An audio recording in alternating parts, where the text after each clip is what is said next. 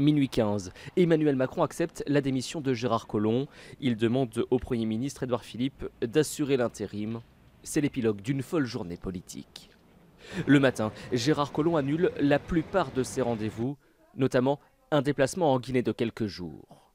À 14 h, il reçoit le Figaro Place Beauvau dans son bureau pour faire savoir qu'il maintient sa proposition de démission, refusée la veille au soir par Emmanuel Macron. Je ne veux pas qu'une candidature demain puisse troubler la marche du ministère de l'Intérieur. Au même moment, le Premier ministre est à l'Assemblée nationale. L'image est cruelle pour Édouard Philippe puisque à 15 h, il défend dans l'hémicycle son propre ministre. Chaque ministre qui compose ce gouvernement doit se consacrer pleinement à sa tâche. Et 1h30 plus tard, au Sénat, il apprend l'information, il est contraint d'expliquer qu'il va proposer des noms au président de la République. L'exécutif est pris de court car Gérard Collomb a décidé cette fois d'être le maître des horloges.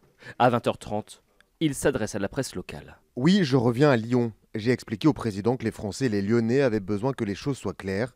Ma priorité, c'est de m'engager avec les Lyonnais. Son esprit, c'est tout de suite, si je retourne à Lyon, il m'a parlé de Lyon pendant un quart d'heure. Il estime qu'il ne peut pas avoir un pied en campagne à Lyon et s'occuper du ministre de l'Intérieur.